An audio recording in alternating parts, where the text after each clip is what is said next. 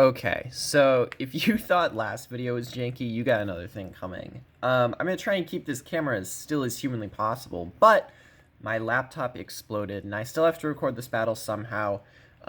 Lantern Joe did, shout out to him, by the way, I didn't shout him out last video, did record the battle for this, but it was before my laptop exploded, and I couldn't use it. So yeah, my laptop's completely scorched and destroyed. So, gotta improvise for a little bit, get some old school looking DS battle recording. So I'm just gonna go through the semi-team builder here against my man Blazin Squid, coach of the Toronto Totodile, a super strong opponent. He just won the PCLD League. I've been helping Dreadful Dragonite go through his run in the PCLD League, so I was relatively familiar with Blazin Squid, who was the winner of that league. Very strong battler, very strong opponent. So hopefully we can bounce back from the 0-1 loss last week and get a win here that's going to put us on the map as a top team in this league. So Blazin Squid is a very scary team, very offensive team, which are teams I really enjoy facing. I love facing offensive teams. A team of Xerneas, Mega Mawile, Victini, Hydreigon, Mamoswine, Shaman, Jolteon, Araquanid, Golbat, Gengar, and Cobalion, with Z users of Hydreigon, Victini, and Golbat. Now, the mons that I weren't afraid of probably were Shaman. I didn't see Shaman anywhere in mocks at all. Presumably because it can't really hit both Giratina and Reshiram, as well as my Celesteela. The other thing, too, is Golbat. Golbat, though it might have somewhat of a decent, taunt set, definitely wasn't that great compared to other mons. Cobalion was sort of iffy in my mind. It didn't seem too likely compared to other brings. And then the other thing is Victini was a mon that I really didn't expect to see too much of, because it just didn't really touch Reshiram. It didn't really handle Giratina that well. Clefable was able to wall it in some aspects if he brought a special set. Not to mention I have 2 water types, so it didn't seem too likely in my mind. The mons that I expected to see were Xerneas, Mega Mawile, Hydreigon, Mamoswine, Jolteon, and Gengar. And then I guess a 7th would probably be Araquanid, and that would be shifted out for any of those.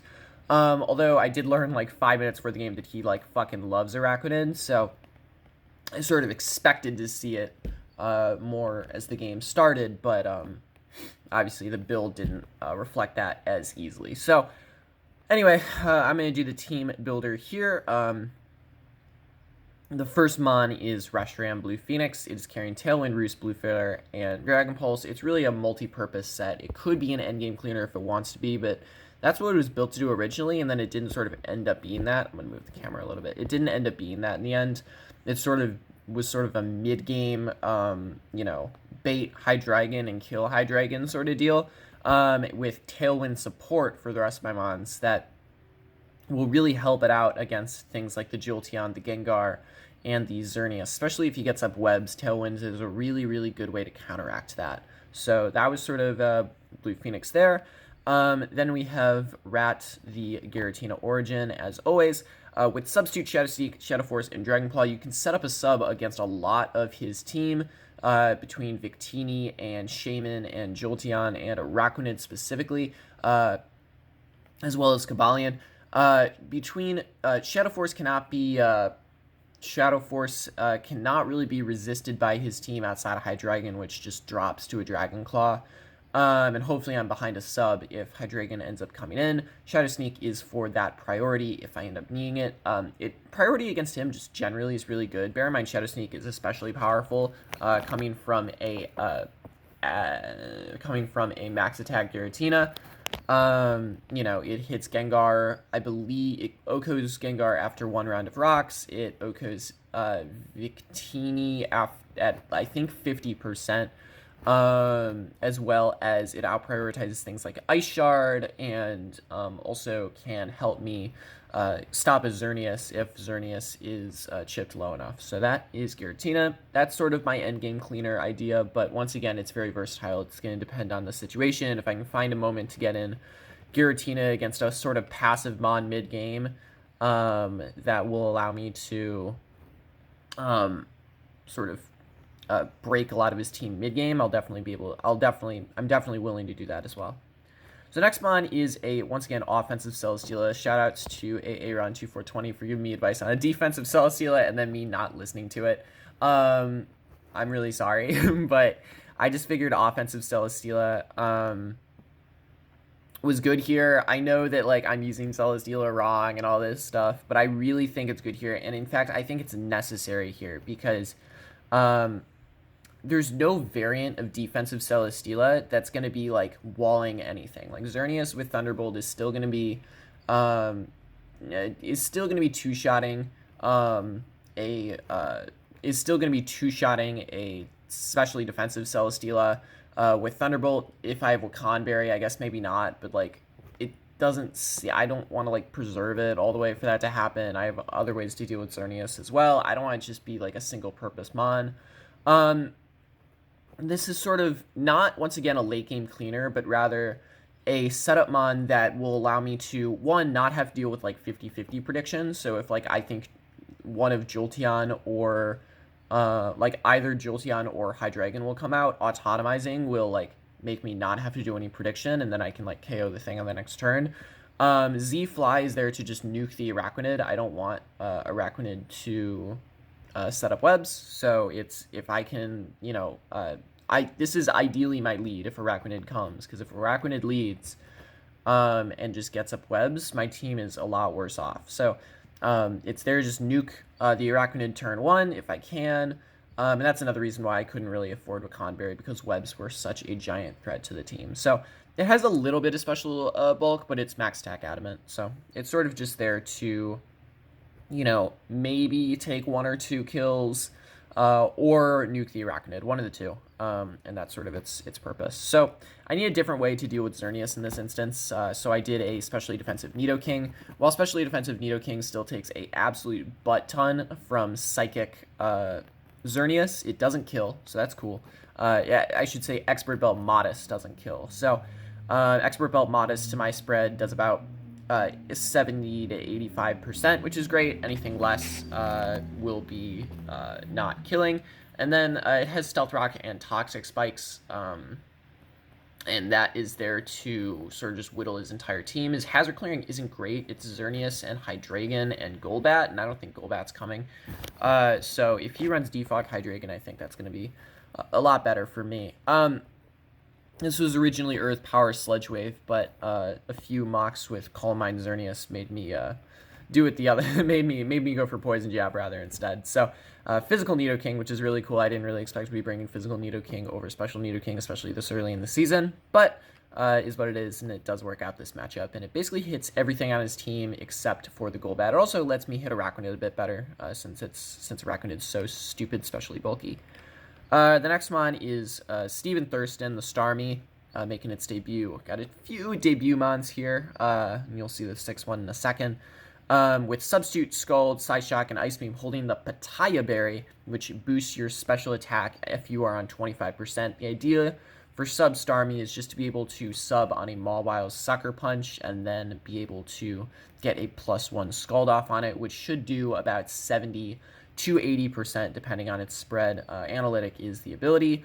And then, I should say it does more given the analytic boost. So it would, after a Sucker Punch, you would probably be doing about, at +1, it's probably doing about 80 to 90%. But if not, I think it's doing about 70. Regardless, it's also there to sort of handle the Mamoswine. It's a good scout in a way. It doesn't die to anything Mamoswine has except for a knockoff. It's a good scout for a Scarf Mamoswine. It's a good way to outspeed Xerneas. If I can just sub, no matter how high on Calm Minds he is, if I can just sub to get my Pitaya Berry and then Psyshock, that's going to be doing a substantial 40 to 50% on the Xerneas, which is going to be great, but all the more reason why webs have to be off the field so I can get that outspeeding there. Also, outspeeding Victini is obviously very nice. Outspeeding Shaman's very cool. Psyshock is also there for Araquanid. Gengar, too, is another thing that he just has to be outsped. So that's really cool on why I have Starmie. Last mod, I was between Clefable. I was trying out Clefable a little bit. It just really wasn't walling anything. In fact, it was sort of like letting Xerneas set up on it. Mawile was just I put Fire Blast on Clefable, but Mawile still ate it and killed me back. It wasn't really handling Hydreigon too well. Hydreigon always had Z moves and Mox, and I was like, okay, whatever. Clefable just didn't really seem to have great matchup here, especially given that he has 2 Steel types and 2 Poison types. Just didn't really work out, so I decided to bring the big bad Stromful Mega Sharpedo with Earthquake Crunch and Poison Jab Protect. I was between Poison Jab and Ice Fang, but that Xerneas is such a huge threat. I have to be able to get super effective damage off on it. And I think the Hydreigon's going to be chipped between being forced to switch into my Giratina and the Habanberry Hydreigon Lure Reshiram. The Sharpedo's going to be able to go off late to mid-game, even if it's just to come in on Mawile, get a Protect up, take a kill, and then sort of continue to deal great havoc to his team. He really does not have great answers to this. All of his Dark Resists are ground weak, with the exception of Hydreigon, which I once again think should hopefully be chipped. The only other dark resist that he has is Xerneas, which dies to a Poison Jab. So that's the idea behind Sharpedo. Hopefully it ends up working out. I'm really, really, really excited to start trying this Mega Pokemon. I feel like it's going to be so much fun to start using it. So, I mean, I didn't think it had the greatest matchup here, but I just really, really wanted to use it, and I figured that it might throw him off, catch him off guard, and then it might have some offensive utility against this team, given how offensive it is already. So we're going to go to the battle. This is going to be very janky. To go up here. Give me a sec. Oh, hello. Hi, how are you? That was an ugly version of my face, but it's okay. Open the versus recorder. Here we go. I told you this is going to be janky. Okay, hold on. This might be the best way to do it, or do I flip it like that? Ooh, that's spicy. Okay. So let's see if I can zoom in a little bit too, and then it'll look real good. Oh yeah, baby. That's how we do it. Awesome. So here we go. We're in the link battle. We're ready to go. So because this isn't a YouTube video or a video I can pause and record, I'm going to try and make this as clean as possible, but I might stumble over myself given the speed, things like that. But he brings the Victini, which shocked the hell out of me, and he doesn't bring the Jolteon, which also shocked the hell out of me because it's going to mean Celesteela has a bit more leeway to be as powerful as it is. I was also shocked that the Gengar didn't come. The Gengar was absolutely annihilating me in Mox, given that my normal type isn't that great. It's a Swellow. I really didn't have any great answers to Ghost types, between my only resist really being Sharpedo and freaking Swellow. I figured, I don't know, I was just shocked that it didn't come. So, yeah, yeah, I don't know. Gengar's a threat, but it didn't end up coming. So he did bring Mamoswine, Victini, Xerneas. I expected to be something. I didn't really expect to Scarf Xerneas. I figured it would be either Life Orb for attacks or Calm Mindset.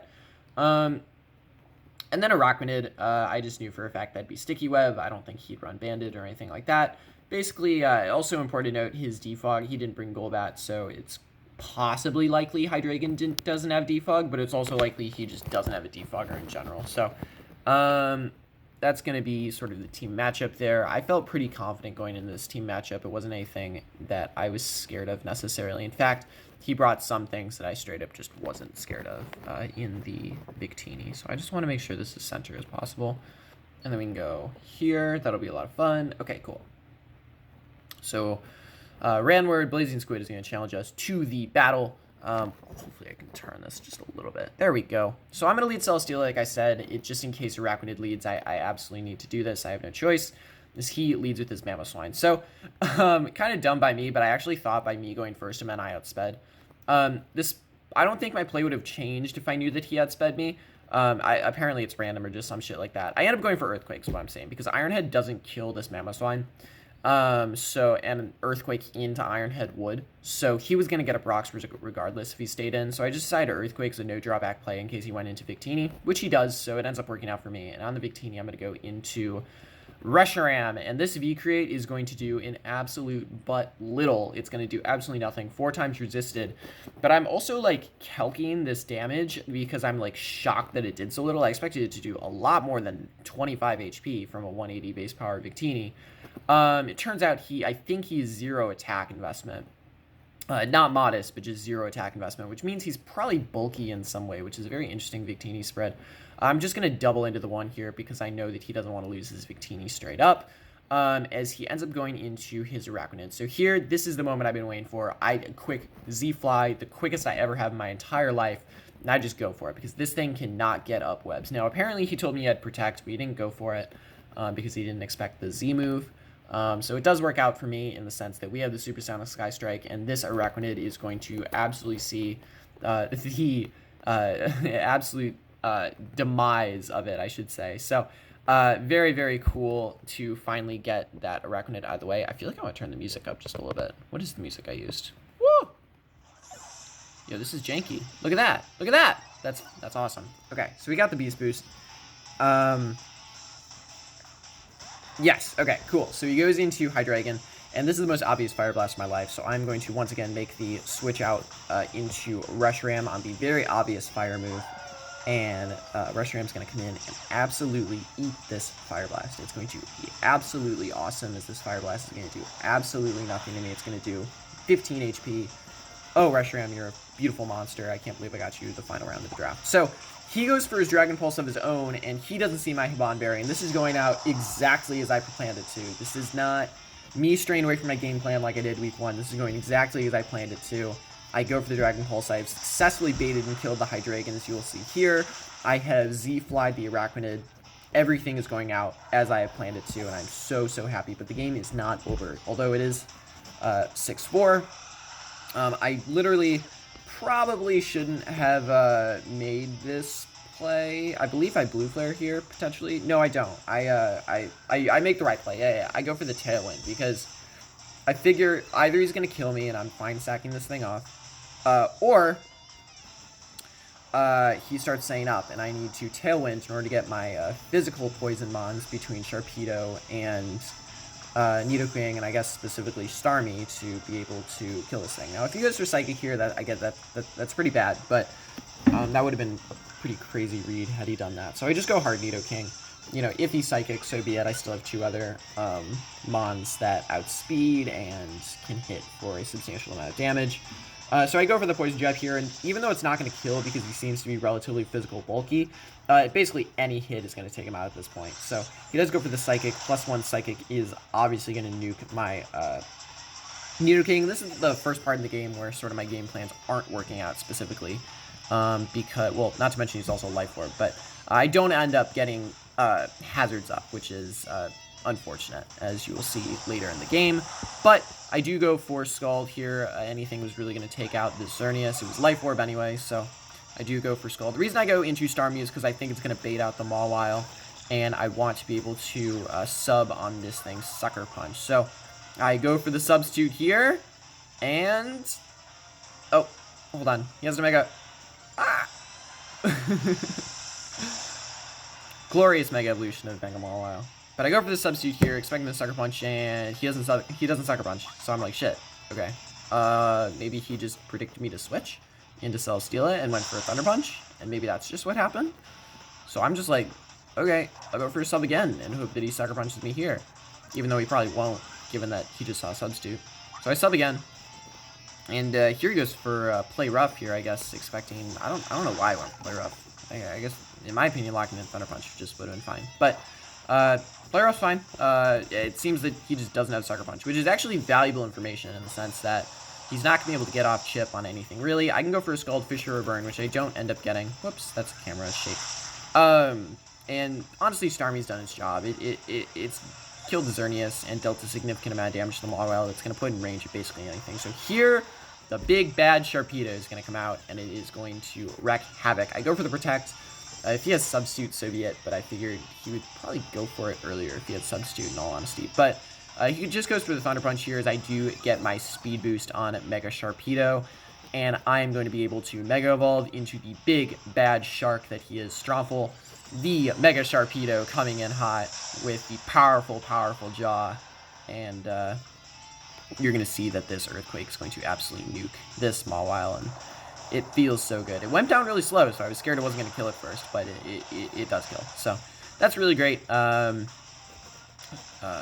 know, and at this point, in all honesty, Had I had a water move, this thing would have just swept his entire team. But unfortunately, I don't. Crunch doesn't kill this Mamoswine, but I'm still going to go for it because Earthquake doesn't kill me. The only thing that kills me is Superpower. As he does actually end up having the Sash, given that I have a critical hit anyway. So the crit, I guess, doesn't matter since he was Sash. But if he wasn't Sashed and got the crit, I just sort of straight up 1-4-0, which would have been cool, but it's all good. Now here, I'm contemplating switching into Celesteal on the Ice Shard and going for the 4-0, but I don't want to, like, risk him being, like, Endeavor and then messing anything up. So I ultimately just decide to sack off Sharpedo. Probably hindsight, I should have gone Celesteal for differential, but didn't end up doing it. Just went into my boy Giratina and cleaned up this game with Shadow Sneak. So Giratina doing its job as a late game cleaner, which I didn't expect it to be as much. I figured I'd get a substitute and a Shadow Force off at some point, but honestly, these games can be so unexpected in what actually happens. I thought I'd have Hazards and Toxic Spikes up. You know, I thought I'd have all these things up, but, you know, I played with what I had, and I think I played pretty solid. Yeah, the Shadow Sneak roll there proves that he's actually defensive in some fashion. So, and because of that, you're going to see that Zen Headbutt is going to do absolutely nothing. I considered going for Shadow Force just for a thumbnail aesthetic, but ultimately decided not to. Just kept going for the Shadow Sneak and taking out this Victini, as he does go for the V-Create as one final cool animation, and a Shadow Sneak will end this thing. That's going to be great. So, yeah, we end up winning the GUU, our first win in the GUU, as during week 2 against Blazin Squid, which means we were 1-1 plus 2 differential. Blazin Squid had a pretty substantial win last week, so I think Blazin Squid is the same record as us. Or no, he's 1-1 plus 1, so 1 differential below us. But he's a fantastic player. Thank you for the great game, Squid, and honestly, it was a ton of fun. I prepped so hard for this game because I do not like going 0-2. So, I'm really, really happy it paid off. Next week, we go up against SV Tornado, and his very interesting team. It's definitely a weirdly challenging build for me, but I'll talk about that in the next video. So, yep, I will see you all later, and thanks for watching. Sorry for the janky quality. Hopefully it was somewhat of a weird aesthetic, but I promise it won't happen again as long as my laptop gets fixed or I get a new one in the next coming week. But everything is gone, and I am a sad person, and I don't know what to do right now, so sorry for the janky quality once again, but should it be okay in the end? I'm really, really sorry about it, but hopefully things will be back to normal. Maybe with the face cam, although there was sort of a mini face cam with my morning, you know, tired faceness. So there's that. But anyway, I won't go on rambling any longer. I will see you all later. See you next week, and great game to Blazin Squid. Check him out in the description, as with all the other GUU coaches, and I will see you all later.